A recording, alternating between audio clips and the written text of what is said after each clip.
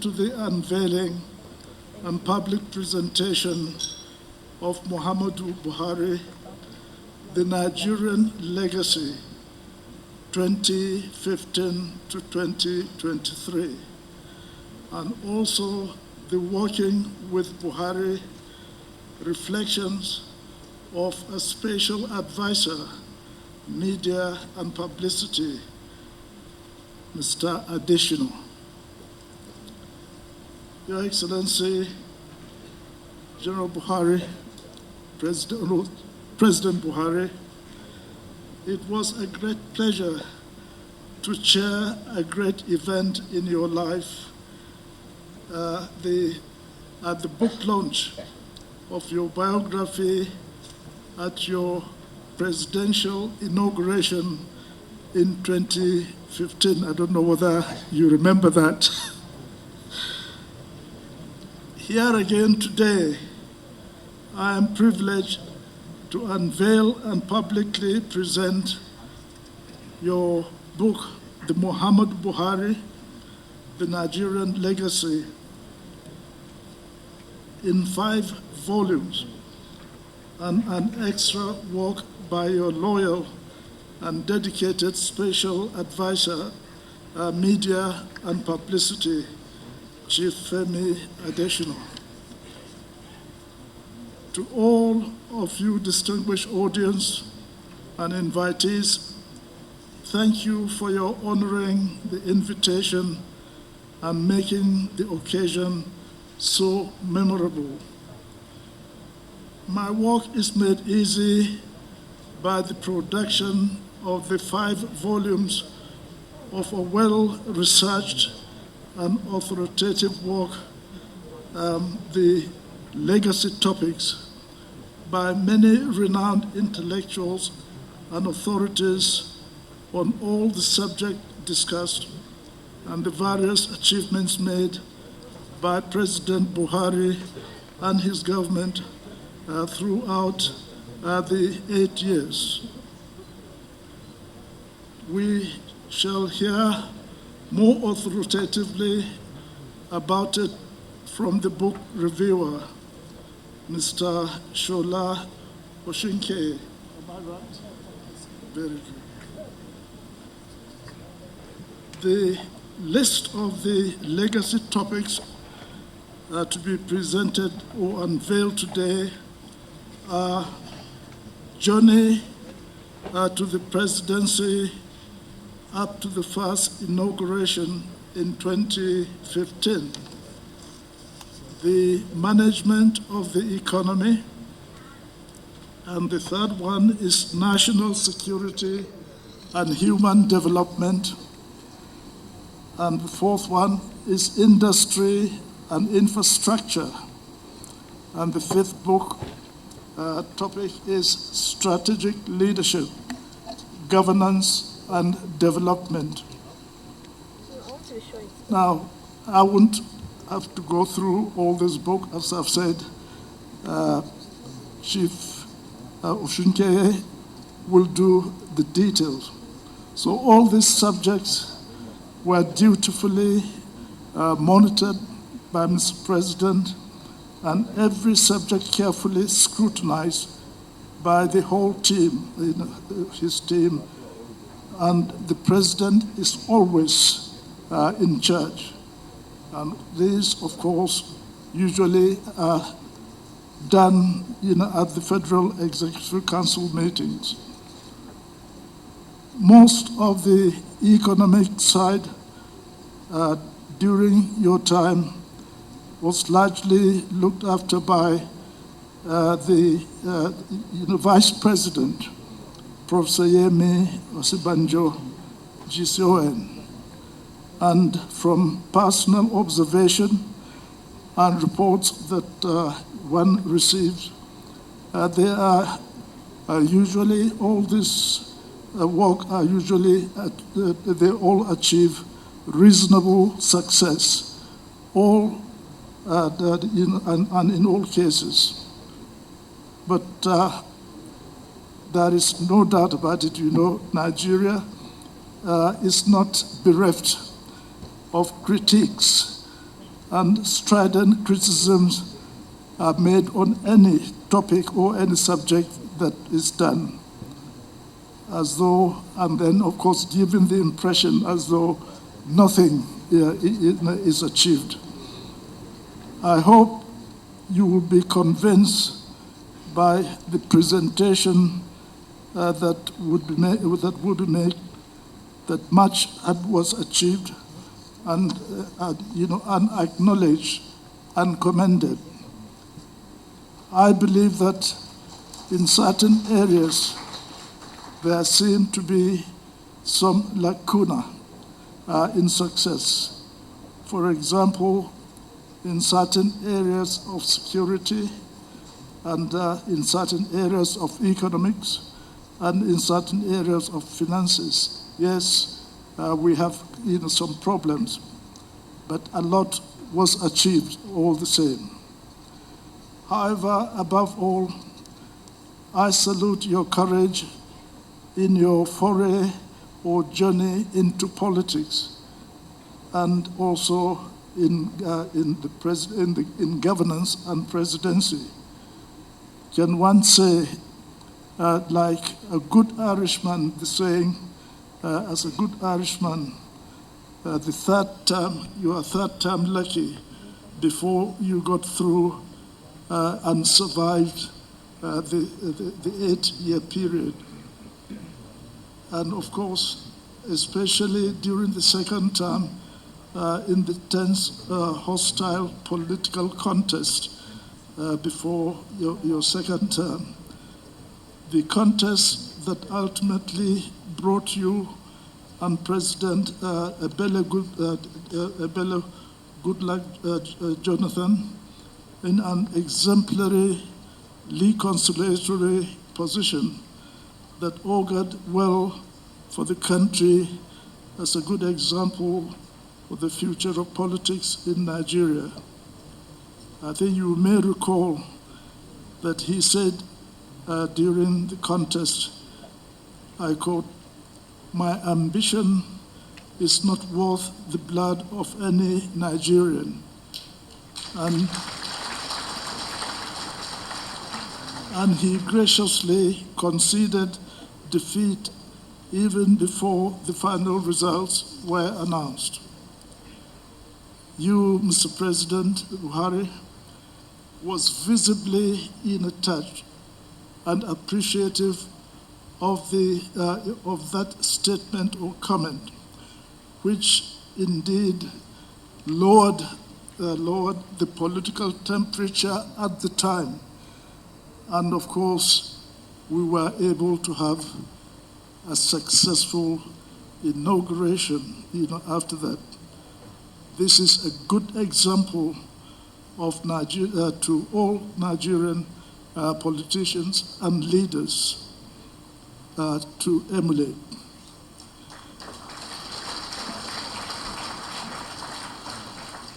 At the end, Mr. President, you are able to ensure a smooth transition and hand over to your successor, President Bola Tinubu. And you did this for the good of Nigeria and Nigerians. There were so many, comment at that time, that things will not go right. But it is really great to see you at the podium and handing over to your successor, President Bola Tinubu. And I can assure you, I was really, happy that you are able to successfully hand over to another great leader that is going to give Nigeria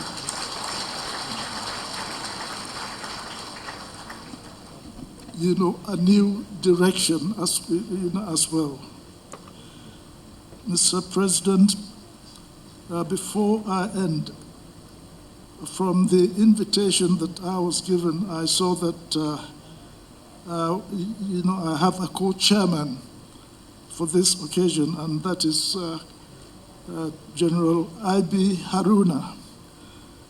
I think he's an old colleague. I don't know whether you are colleagues at your training establishment, but at least I know that he would like I would like to ask him to come to say a word or two to you, your old relationship, and also to be able to say something about your Adesina, your respected and loyal media and publicity advisor. So if you would agree with that, I hope he can come and say a word or two for this your committed and loyal servant. Your Excellencies, eminent and distinguished guests, ladies and gentlemen, enjoy the rest of the proceeding and ensure that you get a set of this publication for your own personal education. And also, if you can buy some for whoever you may wish to, or organization you may wish to, so that at least they can, glean the great value these books, are presenting. So thank you very much, Your Excellency, distinguished ladies and gentlemen. Enjoy the rest of the day. Thank you. With one Nigeria that became his name, a man who qualifies as a distinguished. May I start by also, after standing on the protocol, to acknowledge His Excellency, the President and Commander-in-Chief of the Armed Forces, and take this opportunity to congratulate him on his electoral success. Congratulations, Your Excellency. I had made an acquaintance with you when years back I was on the board of Mobile Oil, and we knew ourselves reasonably then. And you know, I was very close to may his soul rest in peace, Chief Bayo Kuku, and others. Your Excellency, congratulations. I can't go by without recognizing also my Commander-in-Chief when I was serving in the Army, and through our turbulent years, His Excellency, former Commander-in-Chief, General Yakubu Gowon.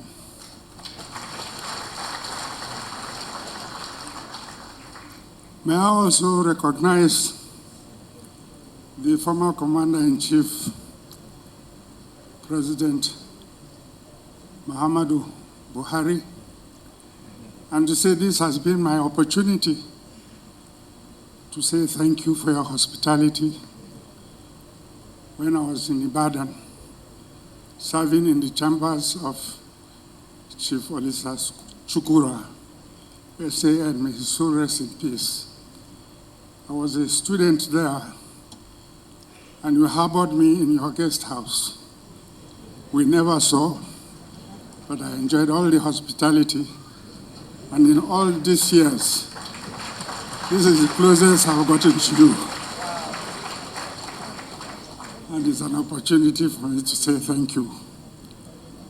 You had given me your help in becoming a lawyer, and an old one now, having 43 years post-call.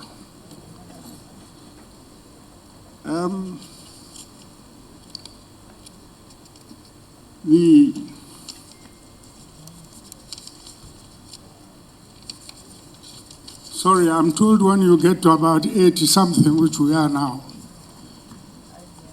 you're a bit slower, shaky, and your voice also trembles.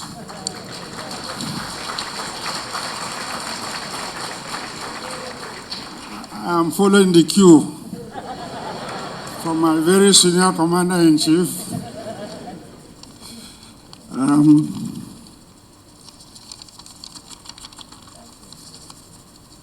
I am honored by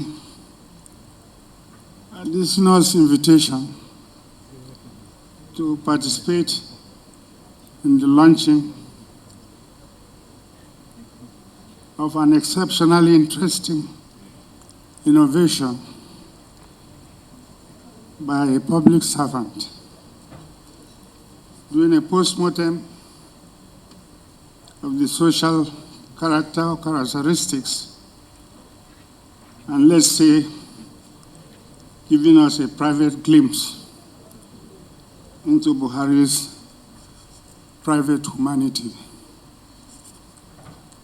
As a retired member of the Nigerian Army, I can say that I am familiar with certain characterizations by the journalists and media, generally, that Buhari gave us the impression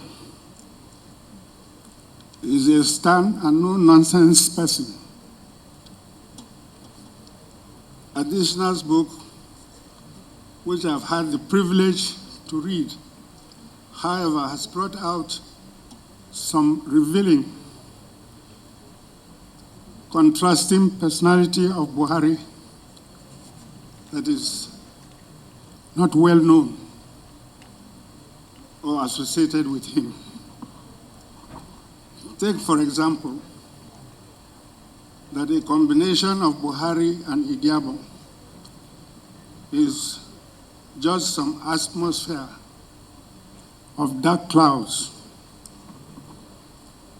of awaiting storm, thunder, floods, discipline, quietude, and general orderliness.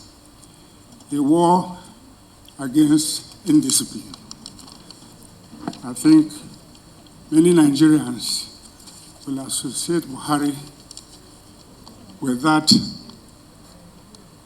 habit that has now become Nigerian, queuing to board buses or aircraft or anywhere in public. Laugh. And he does take jokes.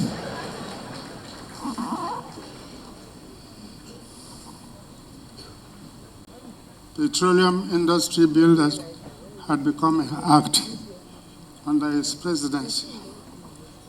The second Niger Bridge. Numerous water dams for agriculture, water supply, hydropower projects. These were littered all over the countryside, to list a few. Though much credit is not publicized as his successes in the spheres of economic and social development, deterring criminalities, terrorism, and insecurity. Buhari has, however, countered these evils with determination, steadfastness, and courage. Well done, Your Excellency. As for me, I appreciate what you have done. And at the same time, Buhari preserved the integrity of the Nigerian democratic state upon which we are still building. I congratulate Chief Femi Adesina for the book and recommend it for posterity, the general public, politicians, academics, individuals, and historians. I leave much of what can be said about Buhari by the reviewers of the book.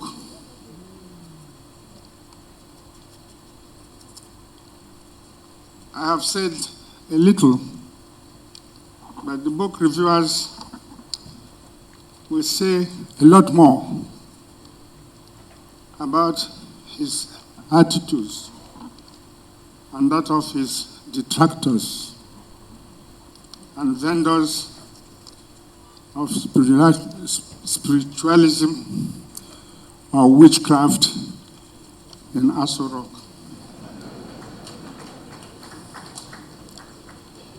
The leadership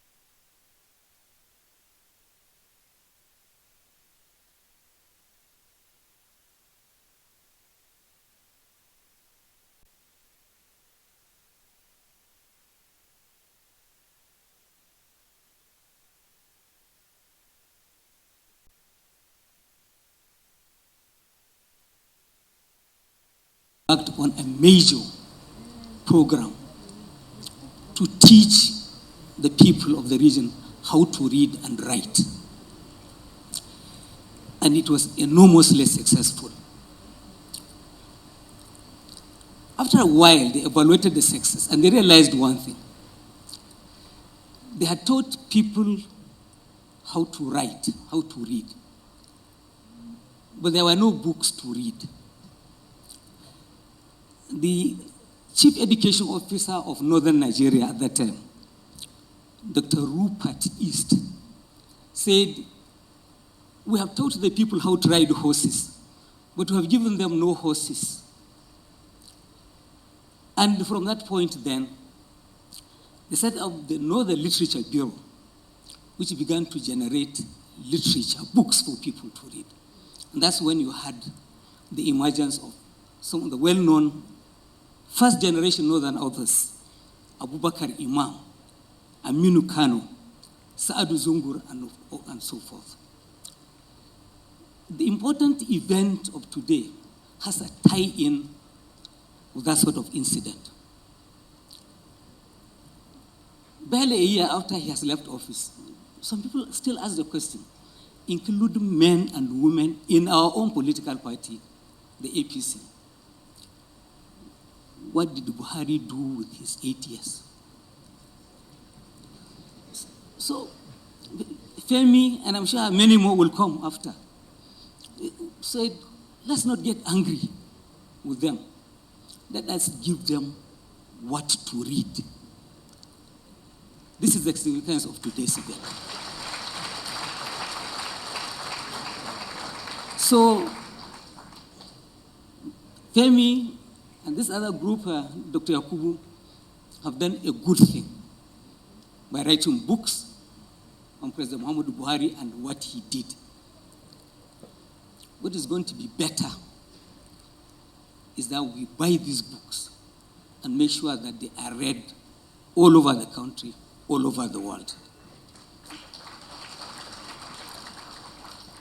It is my privilege at this time to invite the book reviewer, CNN Journalist of the Year, Emeritus. He's been CNN journalist all these years, Shola Oshinkeye. Please come and review the book. 5 minutes to review a 488-page book. So what I did, I edited as General IBM Aruna was reading. Now I present what I have left. Mr. President, the author, Chief Femi Adesina, who has been my friend for 34 years, minces no word about the nature of the book he is about to gift the world. Not a book about government policies, micro or macro economics, or those bitter concussions that the Bretton Woods institutions force down the throats of third world countries.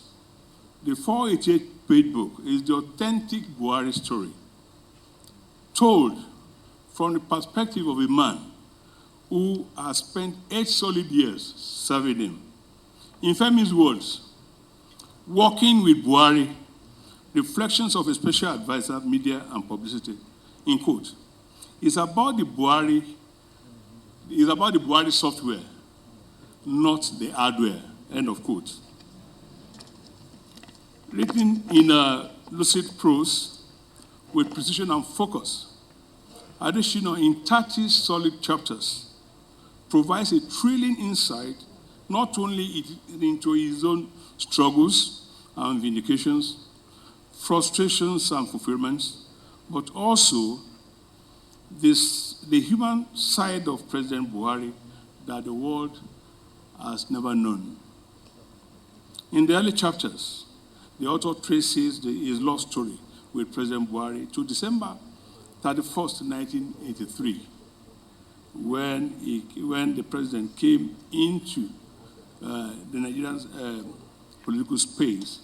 He also traces and recalls the state of flux he fell into when his appointment was announced on May 31, 2015, and his baptism of fire that came quickly, so quickly in the very first week of his assumption of office. That baptism started with the parliamentary coup, in quote, of June 9, 2015, that produced Dr. Bukola Saraki as Senate President and Honorable Yakubu Dogara as Speaker House of Representatives. This sharply contrasted the party's choice of Dr. Ahmed Lawan and Right Honorable Femi Adesina. The writer recalls how Buhari returned from Germany in the wee years of the same day, June 9, only to be confronted with the crisis. The party hierarchy was mad. The president was angry and sad, very sad. And Femi Adesina at first was in a quandary. Later he summoned courage and went to the president and told the president that he wanted him to issue a statement on the scenario that had just unfolded, but which contradicted the party's position. In quote, a constitutional process had been concluded, he wrote, and he would work with the elected leadership. That was when the author noticed how long the president's index finger, how long it was. President Buhari just lifted up his gaze, looked him straight in the face, and said, "I won't say anything."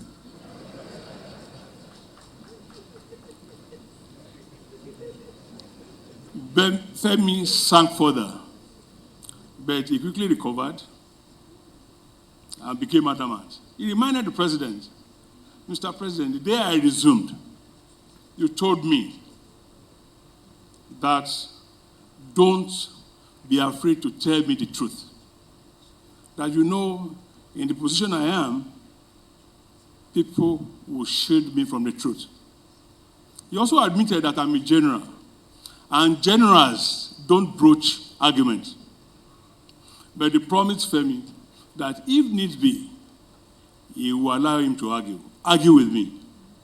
Femi said that to the president, and the president had no choice but to fish out his pen and edited Femi's prepared speech, slightly adding somewhat that the constitutional process had been somewhat concluded.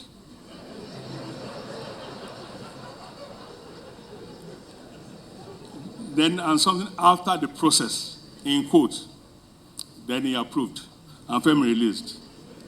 The rest is history. Over the next 8 years, Femi will confront other tests like that, coming from different directions. From the opposition, from the traditional media, the social media, netizens as they are called, who are the loudest when it comes to offering opinions. Even the church, Femi is a pastor. The church didn't spare him. When the prophets sought to see the president, and it was a no, the prophet would go to the rooftops and foresee that something is going to happen, that we should pray for the presidential fleet. Of course, the president made many trips, and thank God nothing happened, apart from the usual turbulence and all that and all that. However, like I said, Femi faced more tests, but the most virulent were the brouhaha over the president's certificate, the farmer health crisis, Nnamdi Kanu insurgency, his health crisis, and the Jubilee of Sudan saga. The author captured all in chapter 9. Like I said, I've edited the papers. So I'm going to jump. I'll skip the media and go to another very interesting aspect, and that is the characterization of General Buhari, of President Buhari, first as a bigot, as a mean, taciturn, non-smiling, totally indifferent to pain and pleasure, as if he was not a human being with blood flowing in his veins. Later, Buhari's traducers would add other words like bigotry and ethnic irredentism to the lexicon, and so on. However, Femi ascribed the pernicious profiling of the president to people scared of retribution for their corrupt tendencies. Still, the opposition employed that to demarket candidate Buhari as he was then in 2003, 2007, and 2011, and the president lost. However, by 2015, I don't know whether the president, like President Tinubu, sang a Miloko. However, those who believed they mobilized, with Femi part of the Buhari crowd, writing week after week and all that. And by God's grace, the labels didn't matter anymore, and President Buhari won an overwhelming victory.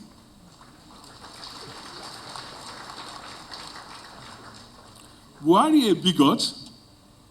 The author asks. He also, in another breath, he rejects that profiling in its entirety.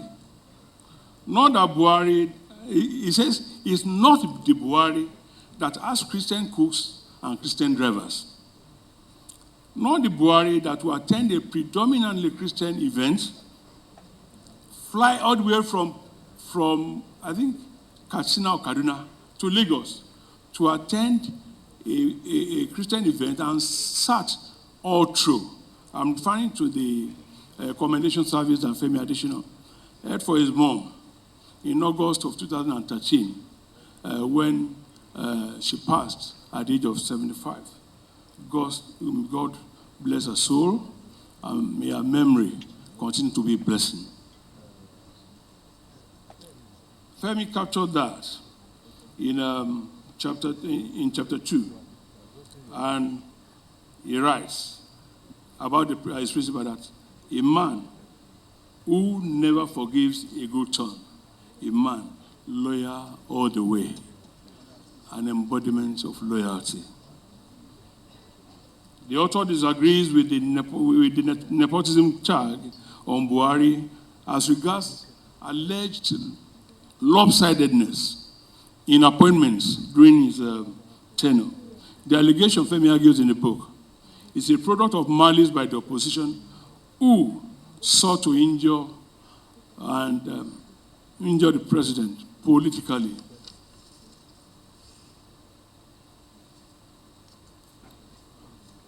I jump to another contentious issue.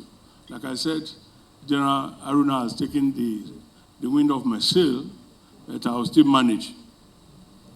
Now, the poster is between President Buhari and former President Olusegun Obasanjo, who made the most foreign trips.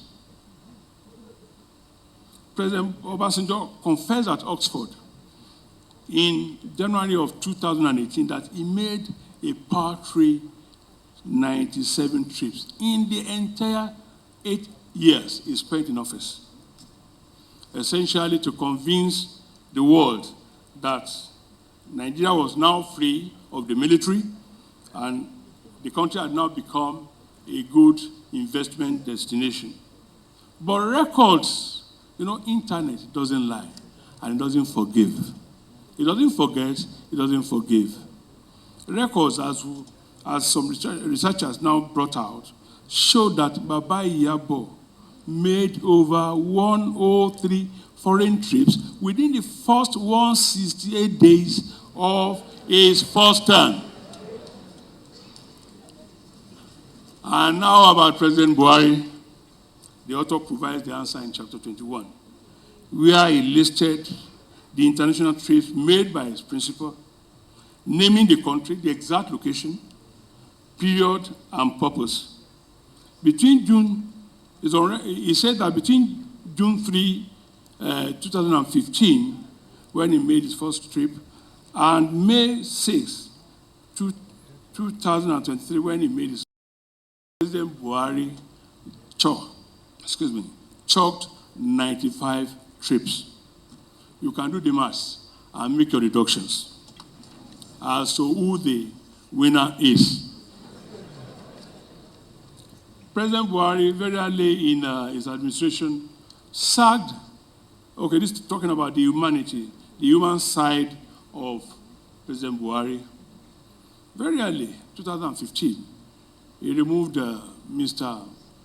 Ita Epeyo, a South Southerner, as the Director General of the Department of State Services, DSS, and replaced him with Lawa Musa Daura from Katsina State. Another test for Femi. Fearing a backlash, Femi, in page 166, said he laid bare his fear before his principal. I had asked him, Femi writes, and in quote, Mr. President, you are removing Ita Epeyo from the South-South. Why not replace him with someone from that region for balance? The president answered, before people are recommended to me, a search must have been made by an appropriate set of people or committee, and one or two or three people are brought forward in order of performance and competence. Now, if someone comes first, and I bypass him because he is from my home state, or on the basis of ethnicity or religion, he said categorically, Allah will never forgive me. He said, Allah will judge me, to quote the author directly. But the president continued. He assured Femi, anyway, don't worry, the appointments will balance out. The jury is out whether the appointments actually balanced out. I leave that. Save for a few typos and one or two pages with faint print, and despite the fact that Femi is generously sympathetic to his boss, the book, published by Safari Books Limited, is a treasure trove for those who earnestly seek to understand the Muhammadu Buhari enigma. I have known Femi for 34 years, like I said. He has a clean heart, and his writing is very clean. He is honest and brutally frank. Therefore, you will see all these attributes in the book, and I recommend this book to everybody in this room and outside, to researchers, journalists, teachers, students of history, and those who thirst for knowledge. I was spellbound when I read the book, and I'm sure when you get your copy, you will feel the same. So, don't leave this all without getting a copy for yourself. And like my sister Eugenia said, buy copies for your family, for your friends, for your library, and neighbors. Mr. President, Your Excellencies, distinguished ladies and gentlemen, my job is done. Thank you very much for listening.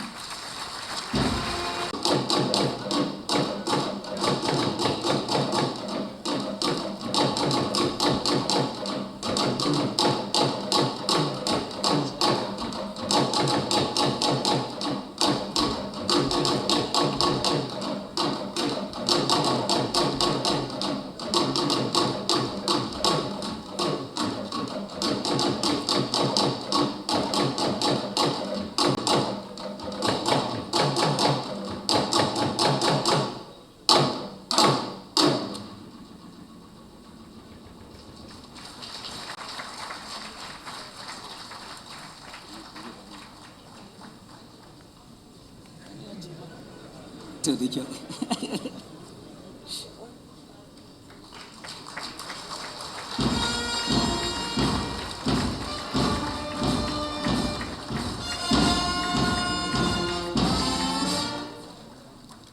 Thank you, Your Excellencies. Thank you, Mrs. Buhari, for the support.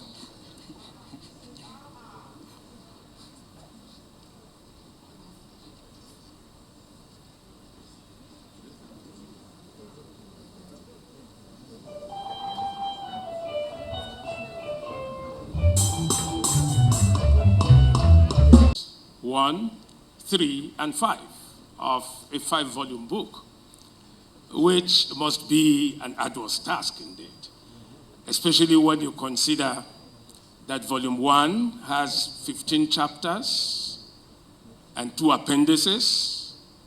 Volume 3 has 22 chapters, and volume 5 has 29 chapters, including 4 insider testimonies, 1 by former minister and 3 by the chief executives of very critical federal agencies under the Buhari presidency. But my task is probably made a lot easier by the fact that we have several continuities and complementarities and integration across the several chapters in these 3 volumes. Now, although this is quite useful, because the editor makes very clear that there is no clear-cut theoretical or conceptual framework that will tie all of these contributions together. There is a lot that can be said for the continuities, and yet these continuities are also responsible for the repetitious overlaps that you'll find across many of the contributions. Well, while those repetitions and overlaps help to reinforce what we should study in these volumes, I think that it tells something about the central thread that ties all of them together, the man Muhammadu Buhari. Now, take this very seriously. All of the contributors come from different perspectives and employ different data, yet they are all able to arrive at the same conclusions. This must be something that is truly remarkable. Now, and I find that this convergence, or if you like, the coherence that then flows through the book, is all about the consistency, the stability, and the predictability of the man Buhari himself. And that is the one common theme that you find tying all of the contributions together. Now, this is all about what the different contributors call the Buhari reputation, or comes across as one author puts it, a man of irrevocable incorruptibility, meaning that this is an outstanding and extraordinary leader. Now, this is the great building envelope that ties together effective leadership, as all note. But let me just say that Buhari himself has, almost as a matter of calculated strategy, given tact and traction to this mystique of who he is by adopting what he himself, in his inaugural speech, told all of us, that he's for everyone and he's not for anyone. Now, all of the contributors refer to his principled non-interference, part of which we just heard from the last reviewer. The fact that he says, well, the constitutional course has had its effect, and there's nothing I can do about that. That is quintessential non-interference. Now, this mystique also became something that rekindled the Nigerian mystique for all the world to celebrate. And therefore, Buhari conferred on Nigeria in the 8 years a great deal of credibility, a great deal of integrity. And in global acknowledgement of that personality, he became the acknowledged African champion of the anti-corruption crusade.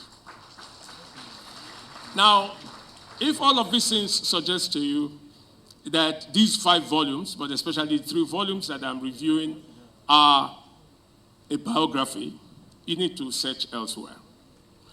These 3 volumes, and I'm sure the other 2 volumes, which will soon be reviewed, tell us about how Buhari addressed serious national issues, how he arrived at the priorities that drove his government, and most of all, how he laid the foundation for searching for solutions and remedying the historical accidents that have made our country a little dysfunctional, and how to place and reviewing are very closely related, and they are mutually reinforcing.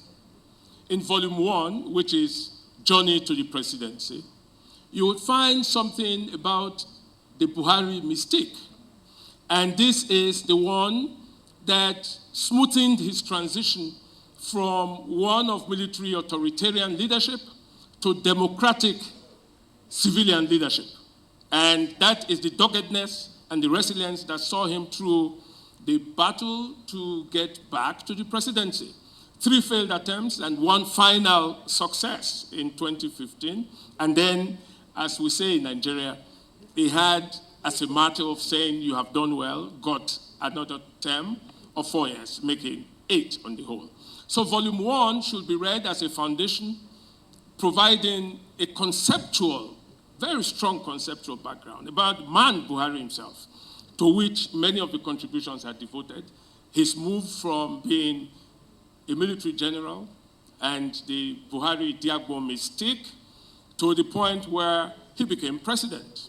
And I think all of those things are done against the backdrop of the fact, which many people forget, that by 2015, we were at a strong inflection point in our national history that looked like the South Africans were in the days when apartheid was going to collapse. And the swan song was adapt or die.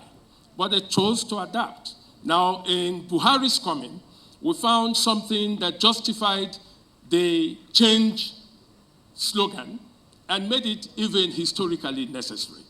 That is volume 1. In volume 3, I beg your pardon, we find 22 chapters. In all of these chapters, we are dealing with issues of security and human development. And you will find that the authors are very clear in their minds. What today we call the kinetic and non-kinetic approaches had to be balanced under the Buhari presidency. And how did they balance this? He dealt with issues that suggested that the most sustainable way to address issues of insecurity would be to address the underbellies of social stability, social cohesion, and human empowerment. And therefore, in those very, very interesting chapters, you'll find things about youth empowerment, you'll find things about women's empowerment, you'll find issues of, the Army, the Air Force, and the Navy, and how those things balanced out. But most critically, we are reminded that Buhari had a very calculated deployment of the strictures of the theory of concentric circles. Professor Gambari is here. He is the great exponent of concentric circles. Now, but in doing things that would make for sustainable partnerships, enduring partnerships to address those issues of insecurity and underdevelopment. And he put human beings at the center of it all. In volume 5, there is focus on strategic leadership, on governance, and on development. And this is the largest of all the volumes, 29 chapters on the whole. But what those chapters do is to tell us how Buhari sought to reset the national agenda. And it's critical because there are 2 very momentous formations. One is that in the second tenure, he tried to up the ante of the reforms that had gone on with a view to ensuring that those things became enduringly consolidated. And that's what we find. Now, if you look at the chapters that address the corrective agenda that came with that, especially as manifested in the final bills that were made into law in the last month of his presidency, you will find that attempts were made to correct the imbalances and injustices that had characterized our country's existence. One of this, of course, long before then, was the Petroleum Industry Act, which everyone agrees was a critical and very monumental intervention in our country's trajectory. Now, all of the reforms about the correctional services, the police, the judiciary, all of those things you would find analyzed properly in Volume 5. But Volume 5 to a policy of active engagement in party politics, in executive-legislative relations of the presidency. But in all of that, he retained the integrity because in that volume. But let me close on the note of the significance of the 3 volumes that I have written. In these 3 volumes, you find a scientific basis for validating conclusions. Because if there is no basis for those empirical validations, we cannot hold those things to be true. We can only say they are part of the Buhari mystique. But the nature of the legacies that I see and that I have pointed out will suggest to us something that I had done several years ago.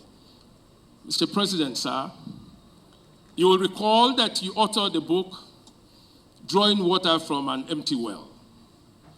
And I had the privilege to be reviewer on that occasion.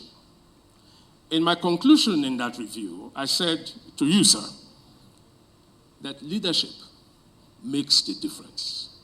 President Buhari drew water from an empty well, and the legacies are there for the country to follow through. I thank you, distinguished President, Your Excellency, Director General of the Nigerian Institute of International Affairs, and did justice to those 3 volumes which he was given to review. The man I'm about to call up is a man you have seen several times on television. 2 pages and to be delivered in just 5 minutes. I accept the challenge, however, but I will not behave as a professor of political science. I would rather choose to be an ordinary book reviewer.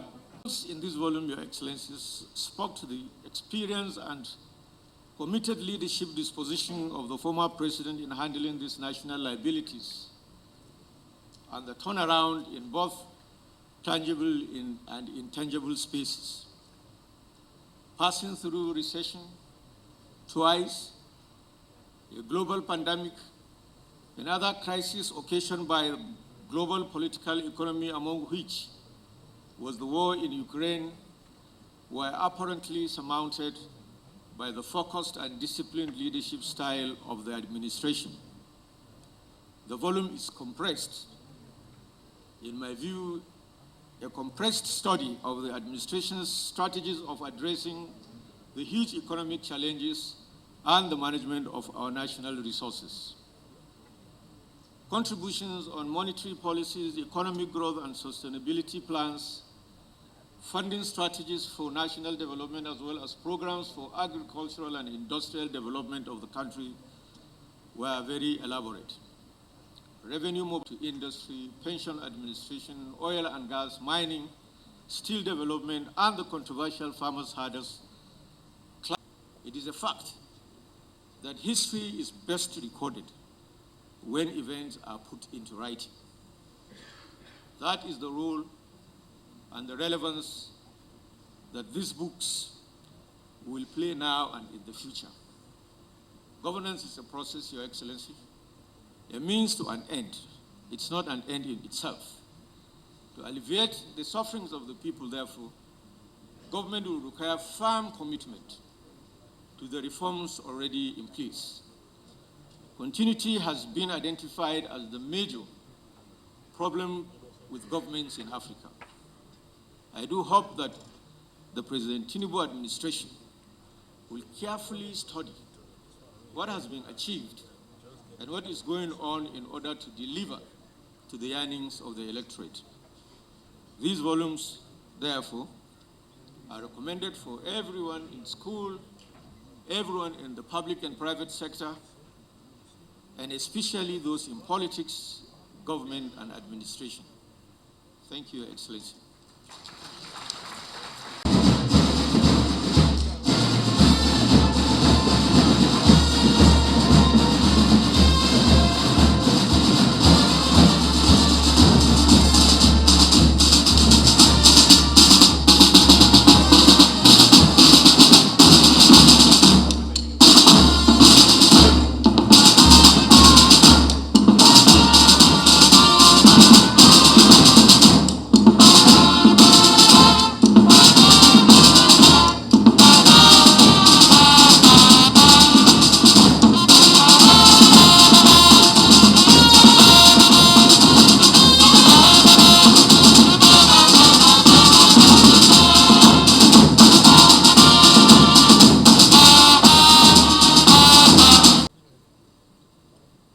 Alhaji Mutalab, please come forward, sir. Thank you very much, sir. Please make way for Alhaji Mutalab to join these groups of top-level excellencies, to include His Excellency Mr. President, as they unveil this very strategic and exciting book. His Excellency, the former Vice President, Professor Yemi Osinbajo. Thank you very much, sir. If you would make your way up. This is the official unveiling of the book, and His Excellency, the President of the Federal Republic, will take the lead to pull through, along with the central subject matter and the chair to pull. Please, sir. Thank you very much.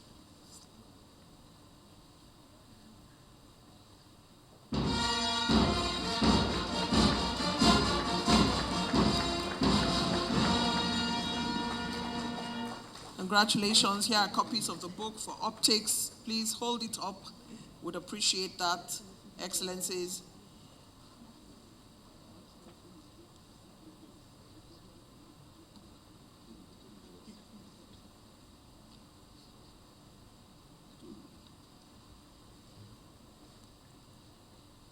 And what a beautiful set of books they are. Indeed, you must not leave without getting copies of these books.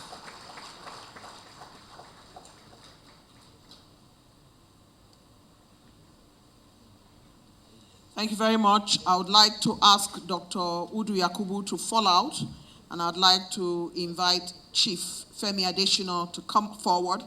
And also, at this time, we will be needing copies of that book to quickly get. There we go. May we respectfully request that we retrieve these books from you, sir, and madam.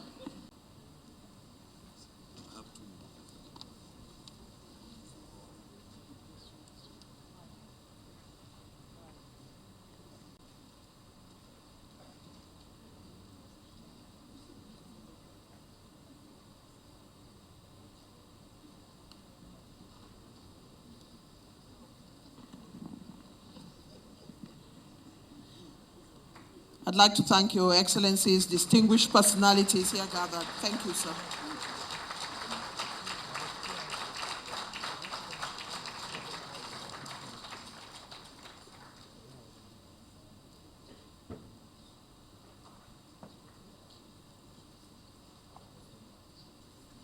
Thank you, Mr. President, sir. I will collect them from you.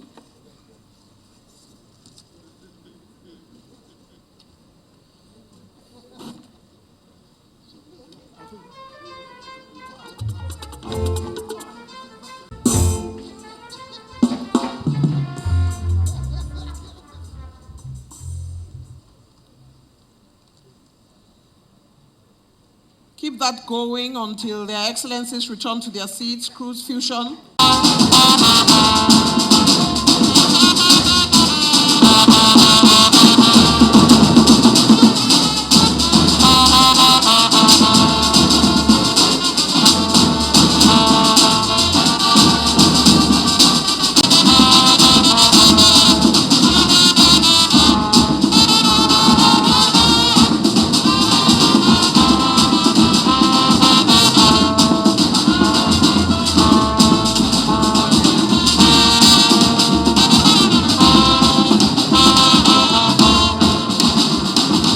Excellency, not known to me that she was talking about my humble self.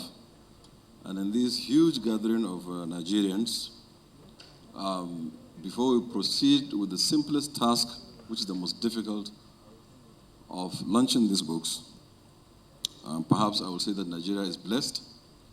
I noted the word used by His Excellency, former head of state, General Yakubu Gowon, who said Nigeria is not bereft of criticisms. True.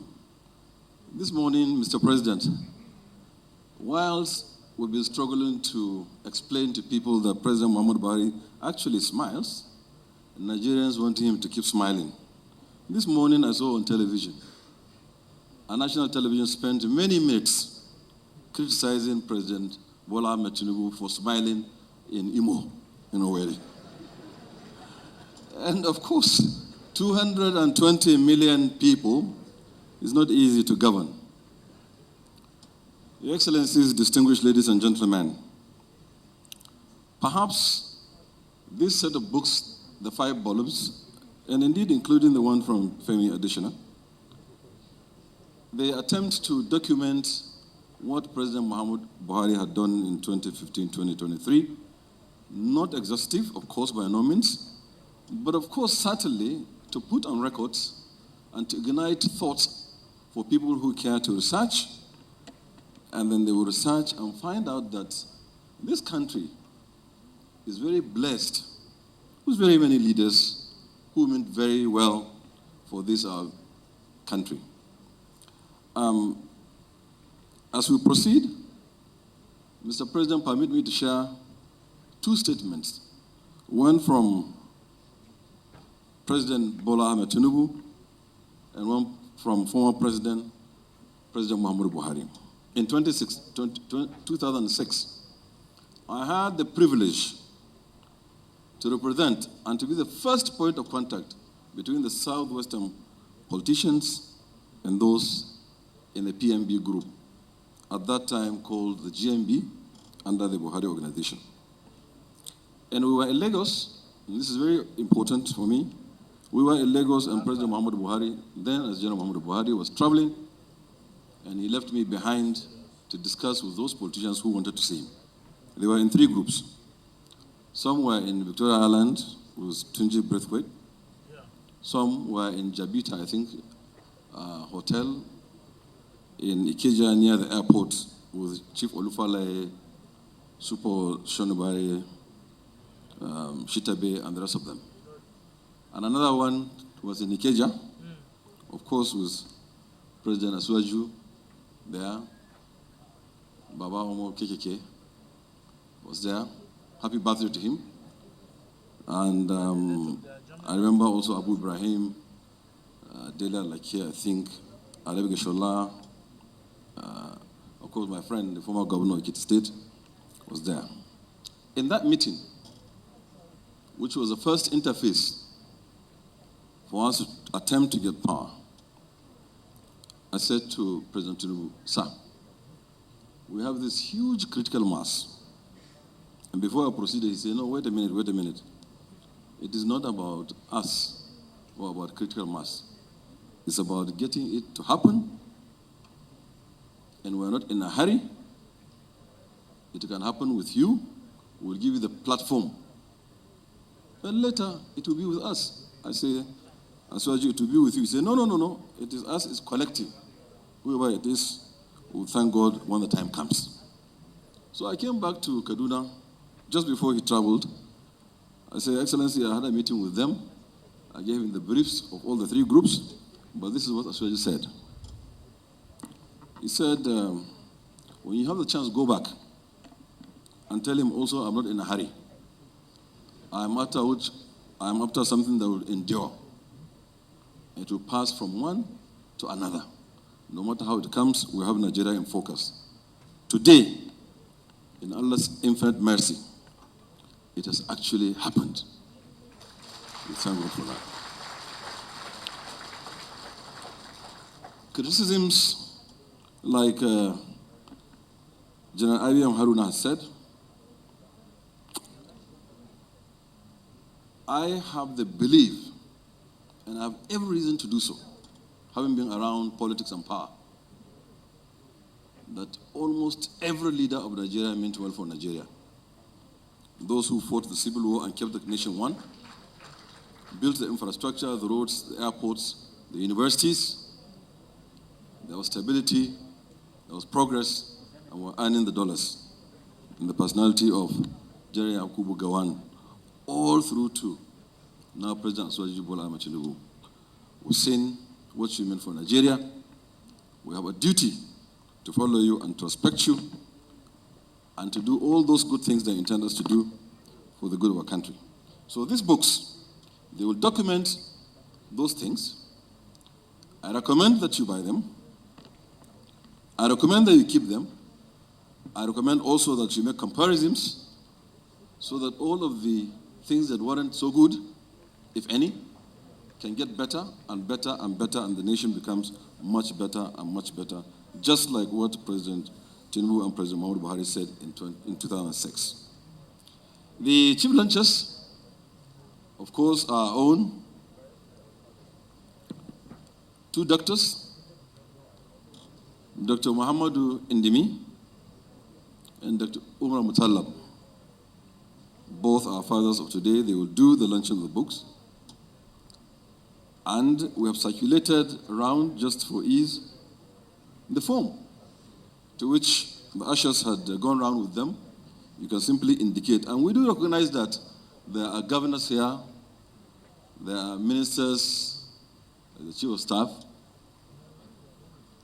my once upon a time good friend, Mr. Speaker, sir, and so many who, of course, would send their own contributions in the appropriate way and form. And many, very many well-meaning Nigerians who have told me that today is the day that they will document history of our country by buying the book in a very, very generous manner. Before I continue to kickstart the event, I would say, Mr. President, when we came in 2015, President Muhammadu Buhari was very clear. I was the first victim. I went to him and said, all of these projects and programs did not mean well, or they wouldn't sit well in my agenda and focus innovation. So I will tweak them and represent an agenda for you, for your approval. He said, no, I'm very clear in my focus. Go and finish all those projects that were started by previous governments. And that defined our focus. And that's why today we have the second Niger bridge, the airports, the seaports, the railways, the water projects, the education, ICT, everything. He insisted that we must continue with those programs and projects that were started by previous governments for the benefits and the good of our country, in such a way that the future and the fortune of our country will continue to be people-centered. Thank you very much, President Muhammadu Buhari. So I think I will, at this point, invite our elders, our fathers, Dr. Indimi and Dr. Umar Mutallab, to please kindly come forward for us. Epoch-making day. This book, I read a little bit of it. I'm going to buy and continue buying for our schools and universities. It is very important for them to know.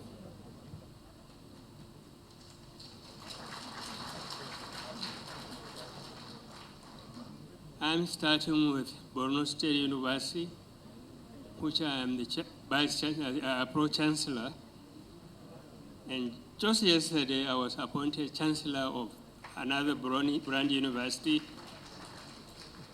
I'm buying 100 books, 1 million naira each. Thank you.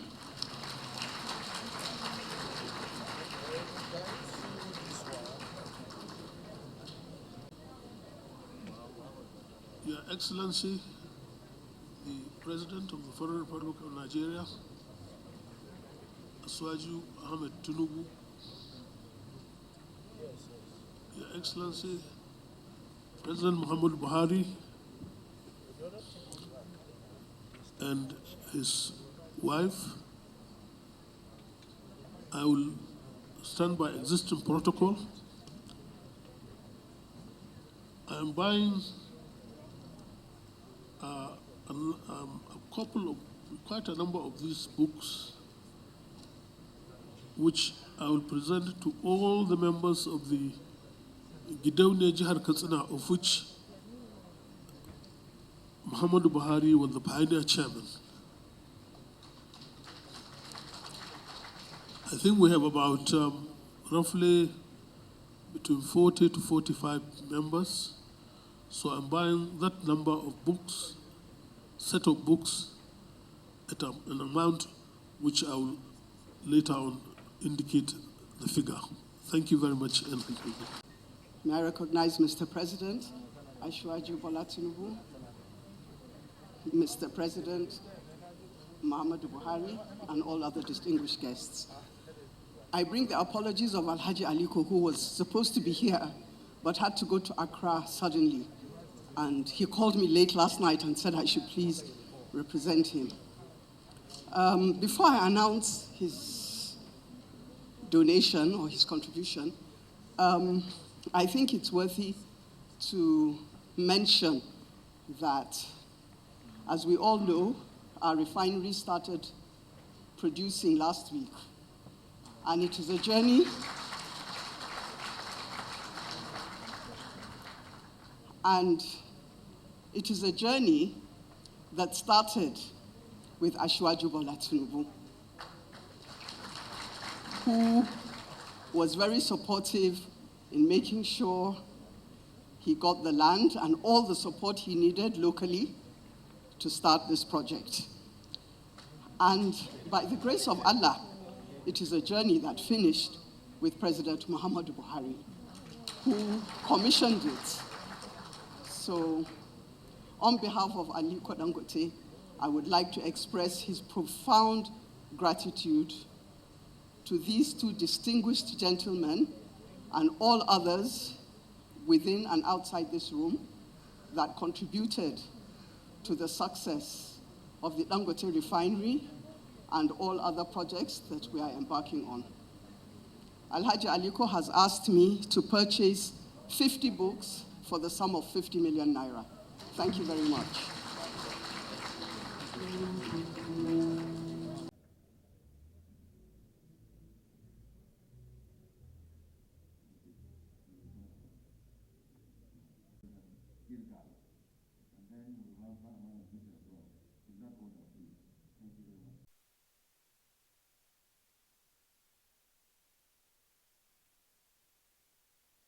Chief Malam Alhaji Bola Tinubu, our former president, other excellencies here, distinguished ladies and gentlemen,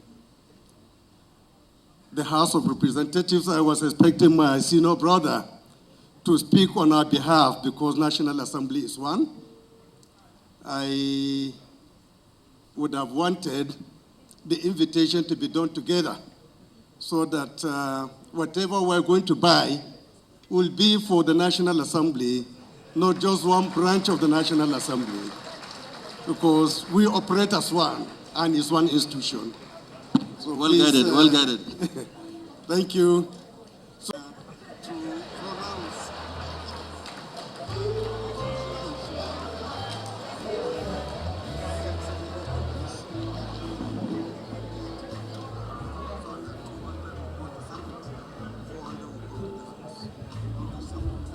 But, Mr. Chairman of the National Assembly, as you make this purchase, please do remember the city of Gilgal. Thank you, Gilgal.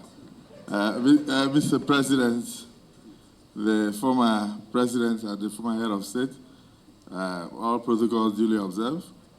My brother knows that it takes two to tango. Without two of us, there is no act of parliament. And of course, the presidents will have to sign. But initially, I never knew that the National Assembly will be recognized here. Bearing in mind that the book contains the debacle of Bukola Saraki and Dogara. And so I'm sure as we are reading, we may not be well placed inside the book. So everybody avoided the Senate President and the Speaker. Once they come nearer, they will say, all protocols observed. So I just said, see what Bukola has done to us. But be that as it may, we want to congratulate the former president and the writers and to say that, yes, indeed, President Buhari was one man that was totally misunderstood until God brought him back as a civilian president. So congratulations. This is a major milestone. Personally, I worked closely with you, and one day I said that you were totally misunderstood. Nigerians really did not know you. Just one incident, because I'm not supposed to say anything, because National Assembly has not been recognized. So, just one incident. I worked with the president, and he wanted to do just a reassignment of a staff. And he mentioned it to me in his office. I'm going to reassign one of your colleagues, so expect a new person in your office. I said, thank you, Mr. President. Do I have a copy of the letter? He said, no, today is Friday. I don't know whether he will be happy with the reassignment. And I don't want his children to be sat on a weekend. So I will not do it until Tuesday. So I said, Mr. President, he said, I won't do it until Tuesday. I want them to have a beautiful weekend. So that's the human touch of President Buhari that many Nigerians are not even aware of. Sir, history will place you positively in this country. Congratulations, sir. So the National Assembly, myself and my brother, Tajuddin Abbas, we recognize the fact that the National Assembly is last in this event, but we believe that others will collectively donate up to 600 copies for the National Assembly.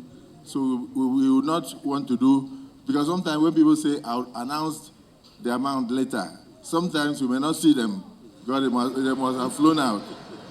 They must have flown out of the country, so you may not see them to even get the amount. So we will start with a token of 50 million. Thank you. Thank you.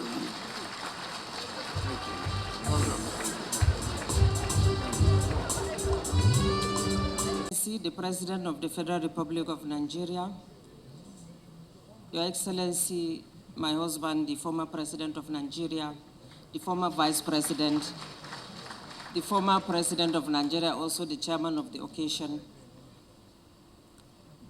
MB Haruna,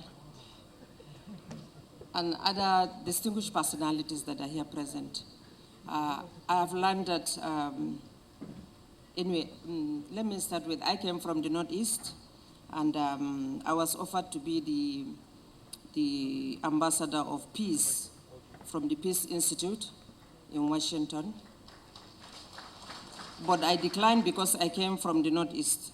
I told them that time that my hands were full because I came from the Northeast. I would like to help my people.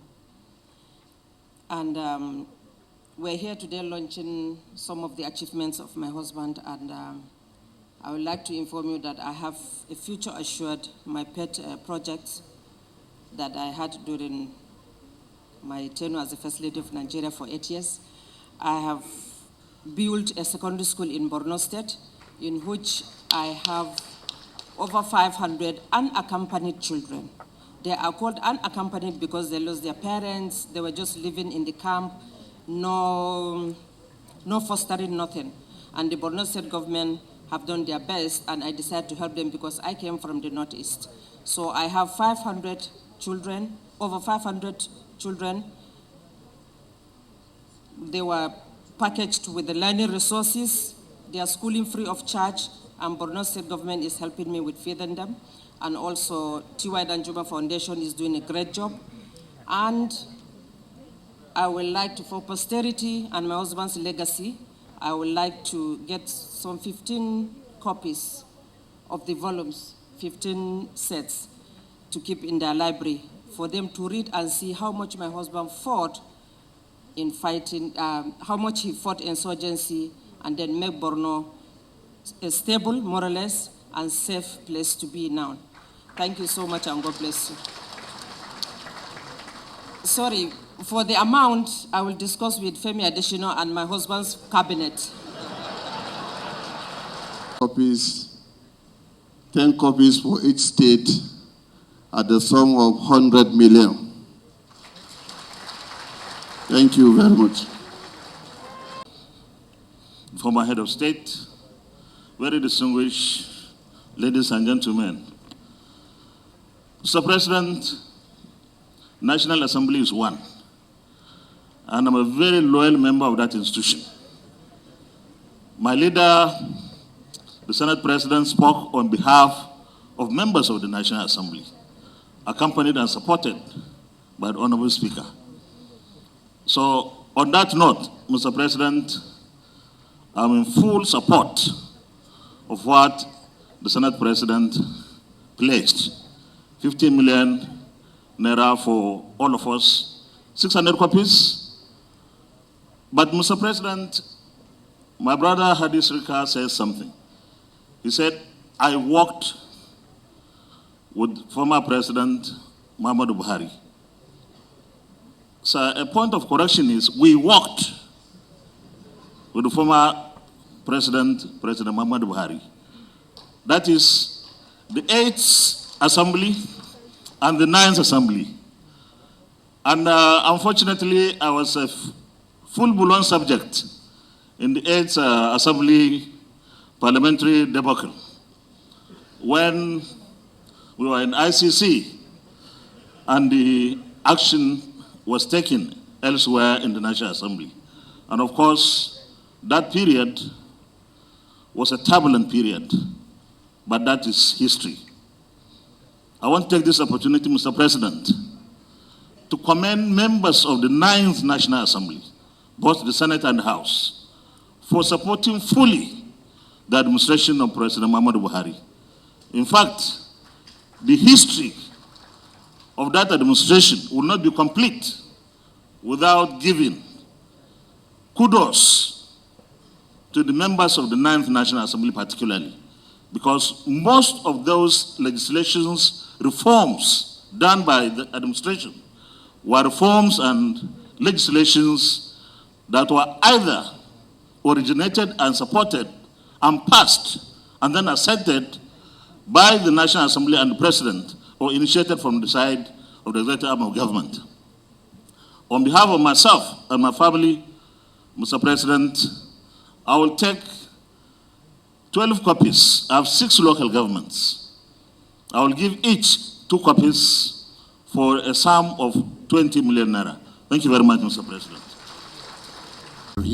Mr. President, former head of state, General Yakubu Gawan, former President Muhammadu Buhari, Senate President, Mr. Speaker, I start on the SSC protocol. I would like to donate 50 million naira for 100 copy, and on behalf of my foundation, National Haledanu Foundation, for this legacy of Nigeria, legacy of our party. Thank you very much. And of course, the Senate President and the Speaker of the House have learned my lessons. I stand before you in a unique position because I was privileged to have been appointed as the Foreign Minister by the then General Muhammadu Buhari, head of the military government at that time. We were all young men, including himself. And then we were involuntarily kicked out of government in 1985, but he brought me back 35 years later as his chief of staff, for which I'm eternally grateful. And it shows another dimension of him, which is that he does not forget people who have served him and the country loyally.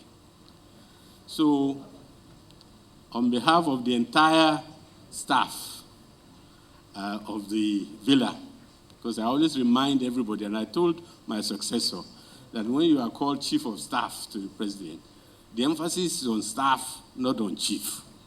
Because there's only one chief, and that's the President of the Federal Republic. And you must never forget that.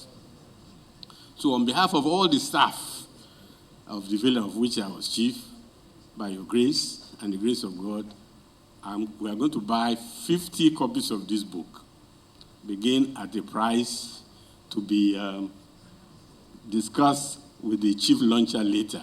And I know that the former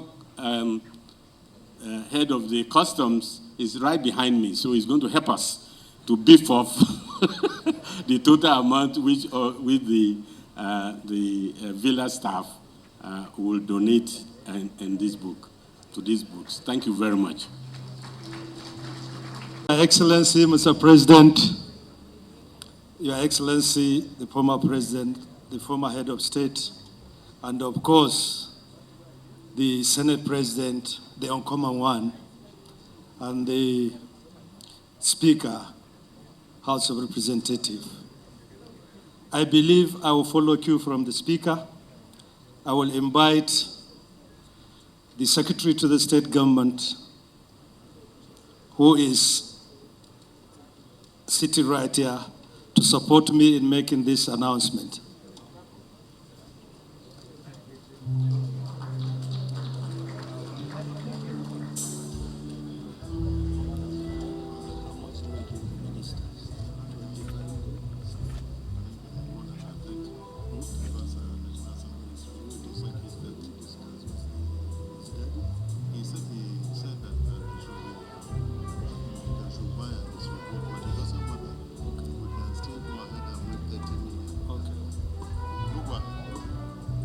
Well, I have the instruction of the Secretary to the State Government to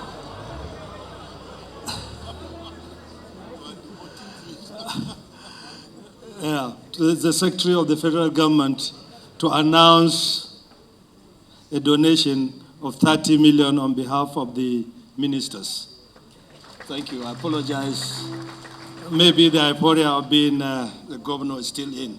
Thank you.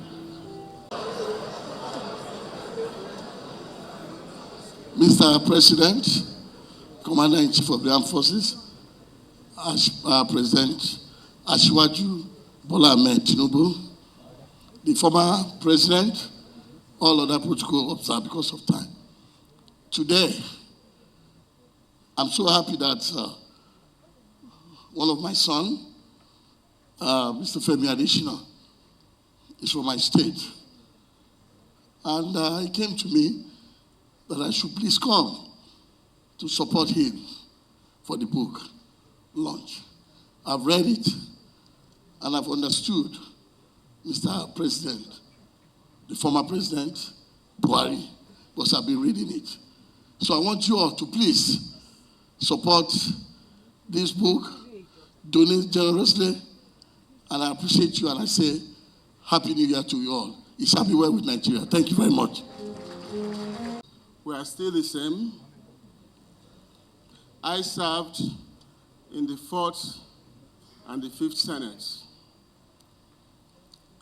This is a very interesting event in leadership. When you are elected or appointed, you choose on the side of history you want to be. Clearly, from what we've read today, from what we've heard, from the reviewers, from those who participated, from the former head of state, our former president clearly chose the side of history he wanted to be, and is clearly placed on that side of history. Those who had doubts, as from today we no more have doubts as to where he belonged, and he still belongs. For me, this is very incisive. I'm going to buy 50 copies of this book. There are various books on the side of former president and on the side of Femi, my very good friend. The Ararumes family we buy these books from both sides for the sum of 20 million naira. So I thank our president and former, and all those who have come for this wonderful opportunity, and recommend that all those who are here today, nobody leaves this hall without picking a copy of this book. Thank you very much. I intend to keep to the 2 minutes, or maybe borrow 30 seconds to make it 2.5. When I went to see the former president in Dara with the manuscript of this book, he went through it, he looked at the contents. He said, "You have done the nation a favor by writing this book. When are you going to launch it?" I said, "Mr. President, if you are going to be there personally, I will launch it. But if you won't come, I will not launch." He said, "Why should I not come?" I said, "You have taken the pains to write this book, so I must be there." And he's here today. Thank you very much, Your Excellency. I also got a feedback from my sources that when our sitting president, Bola Tinubu, was told that this event was going to happen and that the book was written by Femi Adesina, he said, "Femi is a nice person. I'll be there." Thank you, Your Excellency. Thank you. So I want to thank everyone who has come, everyone who has contributed, and those who still support the book. Thank you very, very much. I had followed. Okay, for me, I always told people that working with the then President Muhammadu Buhari was a demonstration of the grace of God upon my life. From nowhere, without lifting a finger to push it, I was invited to assume the position of Special Advisor on Media and Publicity. It was former Ekiti State Governor, Dr. Kayode Fayemi, in the audience, who told me how it happened. He said after President Buhari emerged, they took 3 names to him as possible advisor on media and publicity. He looked at the 3 names, brought his pen from his breast pocket, circled my name, and signed in front of it. That was how it happened. I had followed General Buhari since he was 41 years old and he was military head of state. I loved that regime. Buhari, Diago regime, I loved it. And I was not just a young, impressionable person then. I was in year 3 in the then University of Ife. So I knew what I was following. I loved that regime so much. So much so that when in August 1985 that regime was overthrown, it was like my worst day ever. When you pick a copy of the book, I'll urge you to read the foreword, which was written by President Buhari, and then read the preface, in which I explained what the book was all about and what it is not about. It is about the software and not the hardware of the man Buhari and the government he headed. For me, Buhari is a conviction. Not just our former president or somebody I served. For me, it's a conviction. A lot of people wonder, what has the man given you that you are so loyal to him? If he was not a conviction, I would not have come to work for him. I was MD of a thriving newspaper. I was president of the Nigeria Guild of Editors. And when I was asked to come and work for him, I left everything and came.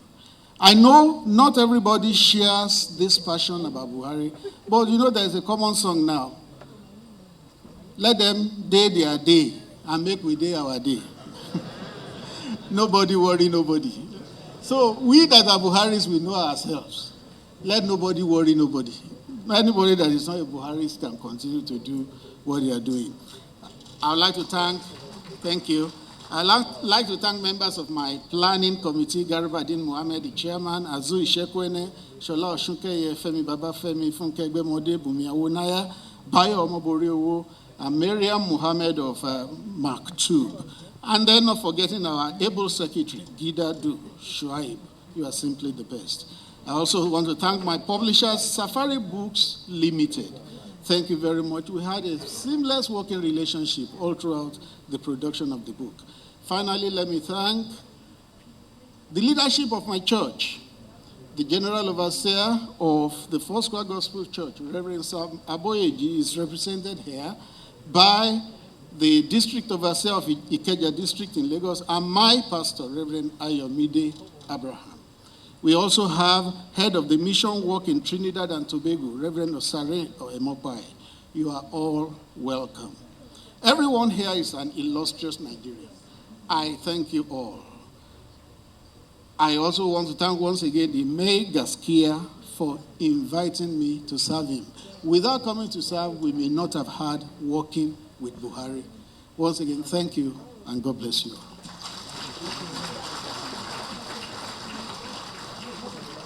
Thank you, Chief Adesina.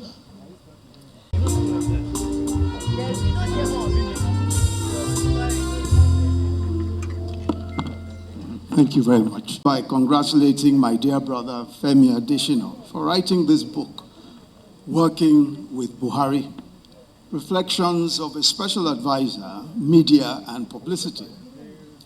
There have been quite a few books already written about President Buhari, and they cover a lot of detail, a lot of it historical, and of course several about his numerous achievements since he first came into office in 1983. But the reason why this personal account will be interesting for those who read it, and I have had the particular good fortune of having read it before today. The reason why this is particularly interesting is because even after 8 years of being president, President Buhari, and so many books written, President Buhari still remains an enigma to many Nigerians who want to understand who really is President Buhari. Not the public persona, but who is he as a person. And I think Femi Adesina has done a great job, especially in covering an aspect of the former president that is not well known, which is his sense of humor, his ability to tell a good joke and to take a good joke, his ability to laugh at himself. I have a long repertoire of Buhari jokes, and Femi has helped me to add a few more, and one day soon, we will launch a book, this time not working with Buhari, but laughing with Buhari. But permit me to share a few anecdotes. Femi Adesina writes that on the day that the then President Buhari, this was his first day in office at the villa, he requested him to meet with journalists accredited to the villa in the State House Press Gallery. And the president came in, he shook hands with them, with all the journalists, and as they introduced themselves, he had something to say to each of them. Then when Juliana Taiwo Obalonye introduced herself as representing the Sun newspapers, the president said, warn your cartoonist, my chin is not as long as he usually makes it.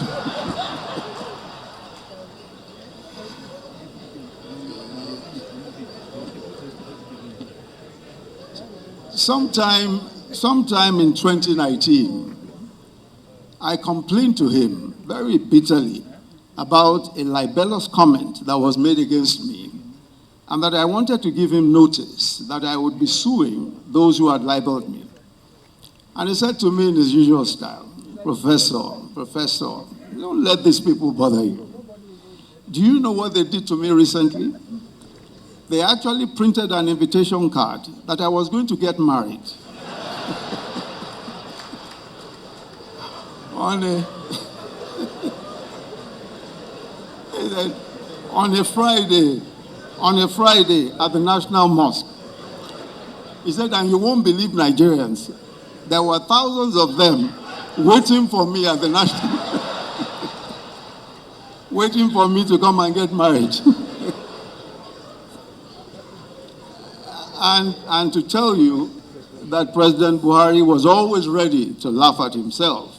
Of course, we've heard already from General IBM Haruna, retired, of how, when he was being criticized about his journeys and all that. But the second part of that story is that Femi also additionally tells a story of how, following his overseas trips, which were criticized, by the press in an opinion piece in a newspaper criticizing his travels abroad. The headline was, "When will President Buhari visit Nigeria?" End of quote. And the president laughed and laughed.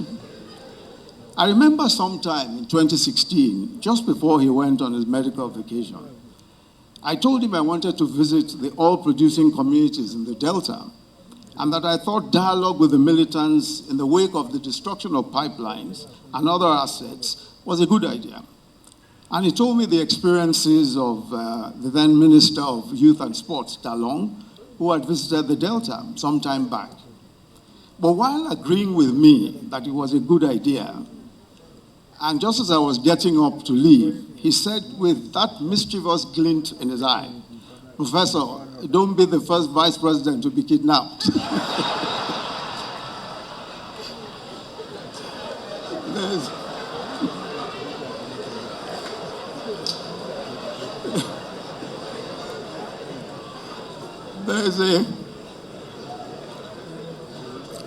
There's a story that the president likes to tell, and it is about the German sentry.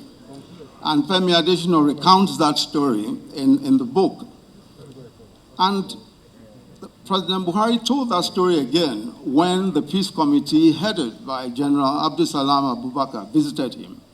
And also in that team were the Sultan of Sokoto and Bishop Hassan Kuka. They had come to appeal to him and that the anti-corruption war should be waged within the ambit of the rule of law. The president listened patiently and then responded, "In the military, there used to be a joke about the German sentry." And he then explained that when a sentry is on duty at night, an ordinary sentry, and he hears any movement in the dark, he would back out. "Who goes there?" Advance to be recognized, with his gun ready. He will then interrogate the person, and if he tells an acceptable story, he waves the person on. But the German sentry is different. When he hears a movement in the dark, he immediately lets out a volley of shots, and then he shouts, "Who went there?" Of course, there will be absolute silence because he's already killed the person. The president then explained to his audience that when he came as a military ruler, he was like the German sentry. I packed all the people who were suspected of corruption and kept them in protective custody. And I told them that they were corrupt until they could prove themselves innocent. But now, under a democratic setting, I see corrupt people going around in Rolls-Royce cars, but they remain innocent until I can prove them guilty. Femi Adesina writes that on one occasion, President Buhari sent him to represent him at a book launch.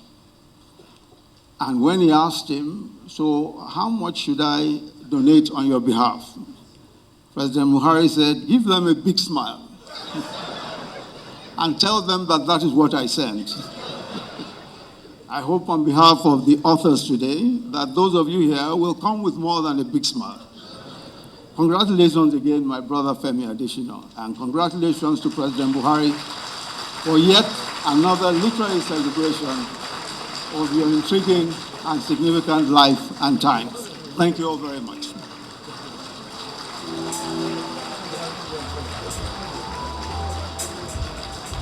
Minister of Information and National Orientation, Alhaji Mohammed Idris Malagi. It gives me great pleasure to be in Abuja, seat of the federal government, in my first official outing since handing over power on May 29, 2023.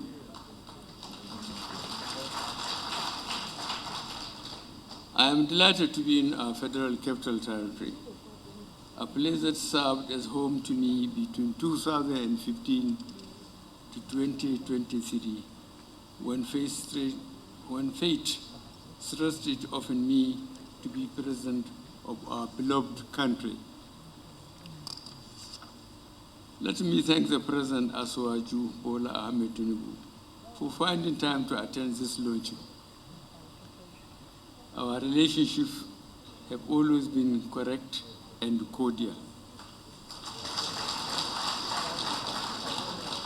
Let me also take this opportunity to thank all those who took trouble, sometimes undertaking adverse journeys, to visit me in Daura. I thank you all.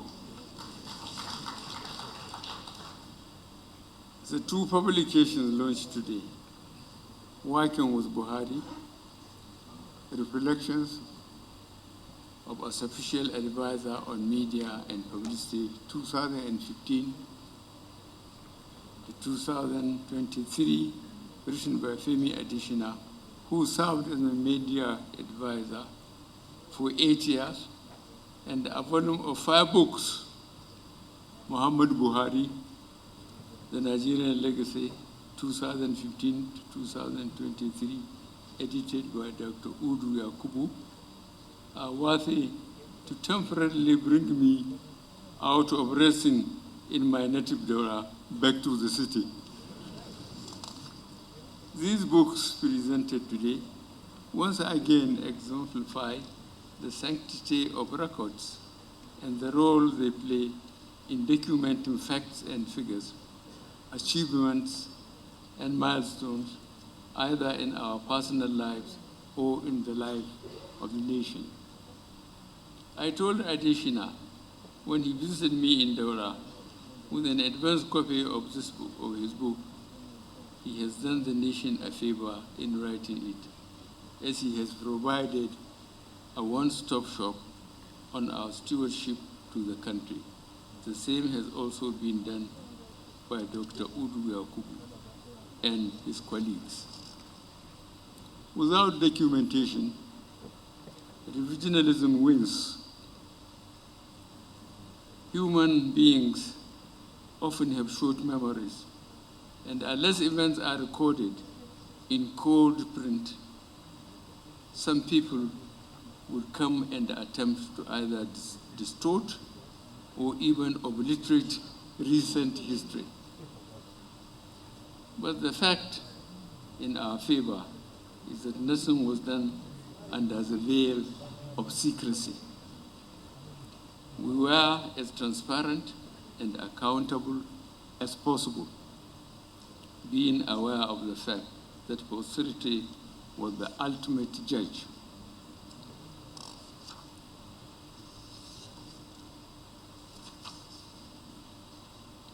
We kept records of our stewardship, knowing that we would always be required to account for the trust entrusted to us.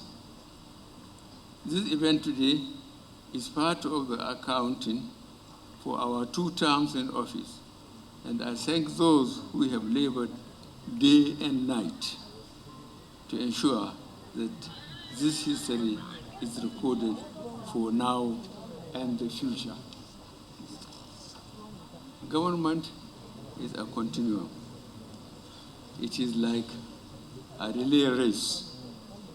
You run your course and hand over the baton to the next person.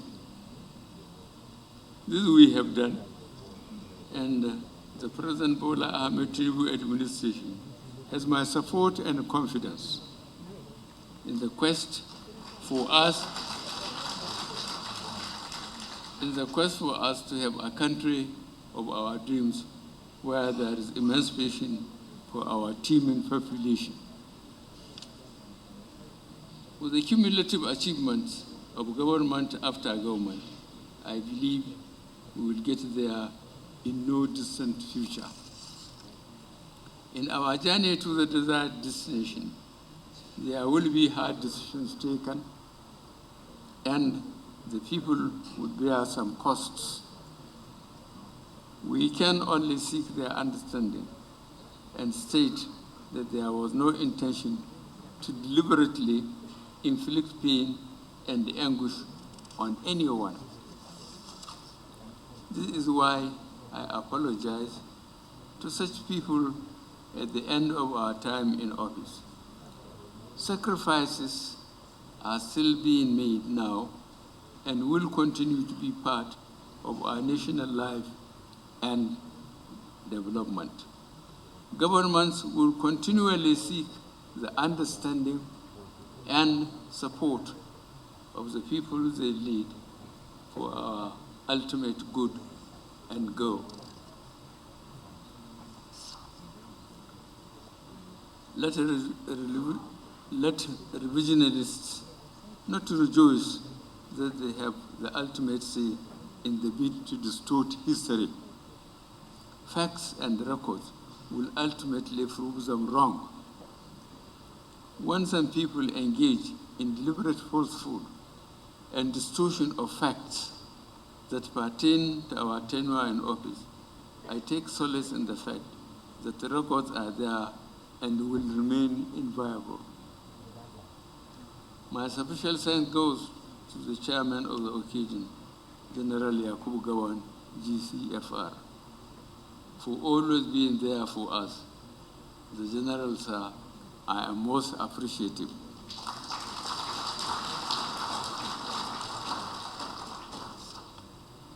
Special thanks also goes to the co-chairman of the occasion, General IBM Haruna, OFR,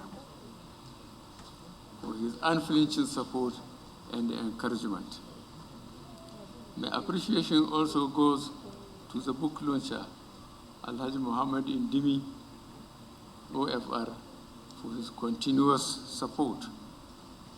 I am truly honored and overwhelmed by those of you that have created time to be with us here today, and I cannot thank you enough. I remain committed to our great party, the All Progressive Congress,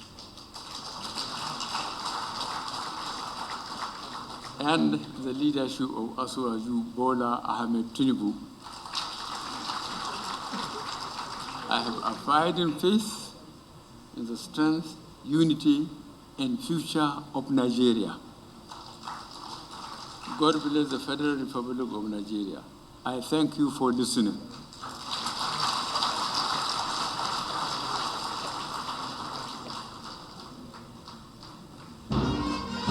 Signing off, His Royal Highness Alhaji Ibrahim Usman Jibril, we thank you for your time here. Oba Kabiru Adewale Shotobi, the Ayaburi of Ikorodu, we thank you so much, Your Royal Majesty, and all other traditional rulers who are here whom I may not have mentioned. We thank you. Up to me. I have seen many of your jokes, and I have realized it's not just a walk in the park. Your Excellency, the chairman of today's occasion, our former head of state, General Yakubu Gowon, the father of a nation, me the time to go through a very arduous list of protocol. Distinguished ladies and gentlemen, it's just a very, very beautiful day. Mrs. Buhari, where is that new wife that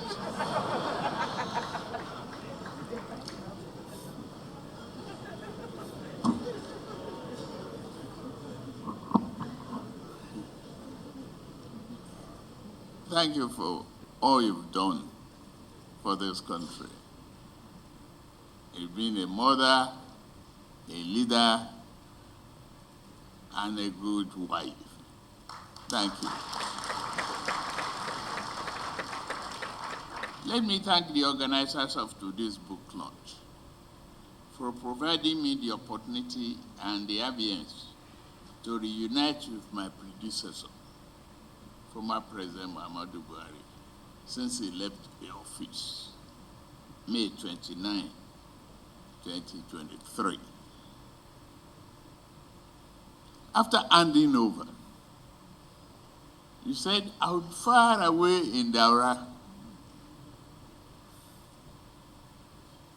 but if you need me, contact me. But I won't intrude.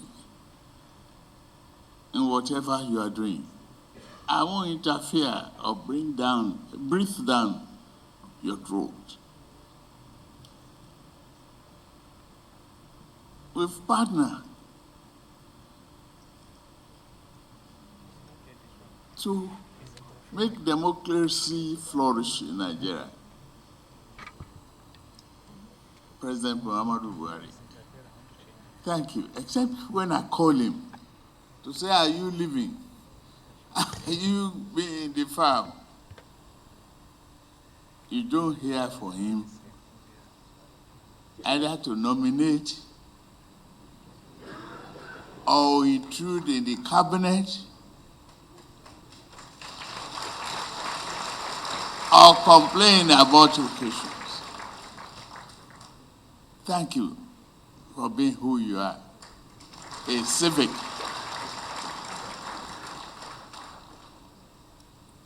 When you left the office, you left many barrels and a bunch of tasks for me for continuity. And I told people, I inherit the asset and liability of my predecessor. No matter what I say.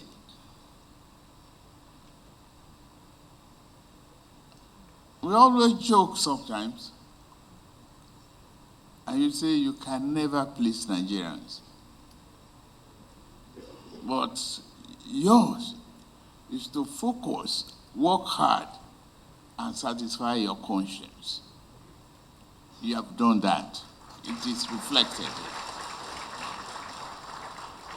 You serve our country with dedication and a common zeal. I was talking to somebody last night.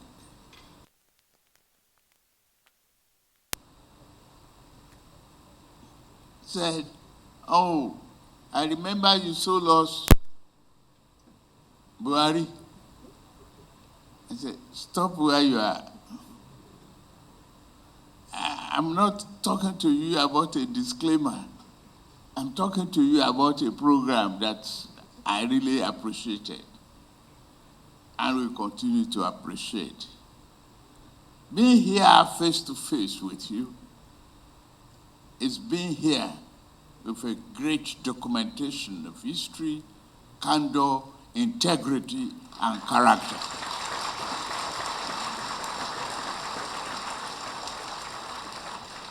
The author of the books, they might have done their best, but what Nigeria will gain from the book is what history must do. And that history is in the book. And I'm glad history has been reintroduced and it is part of our curriculum in various schools and it will be emphasized. I promise you. You assume office at a very difficult time in our nation's life. The economy was plunging into recession. Boko Haram has taken over so many local governments and some part of our country. It is easy to forget that United Nations building was attacked here in Abuja.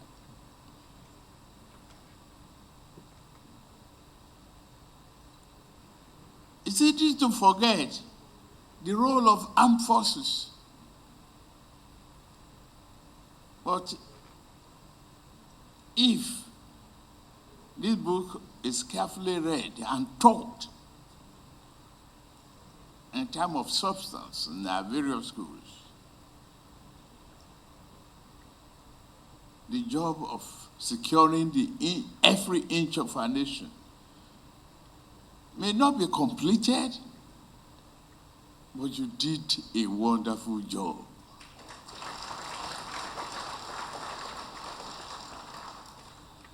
And we will not rest, I promise you, until every agent of darkness is completely eliminated.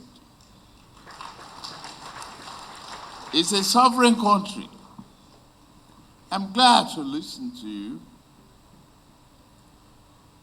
making a commitment to my administration for support and real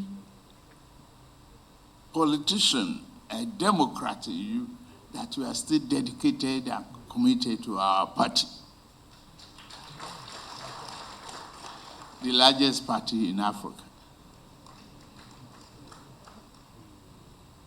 Well, I've emulated you. One of those is non-interference, being a Democrat, responsibility for nation building, staying on course. I am determined to do just that because I campaigned for this job. And you told me in our discussions, it's not easy.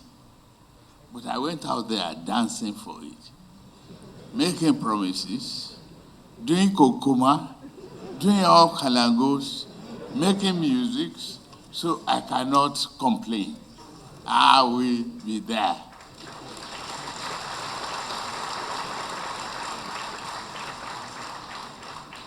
It's in addition to going through the Niger Bridge and many other things we've done, people would not realize the interconnectivity necessary for economic growth in our rail project,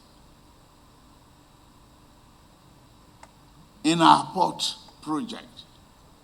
How vital it is to the economic growth of this nation. A silent worker, a man who is a very, very organized and disciplined individual. President Muhammadu Buhari, thank you for what you've done.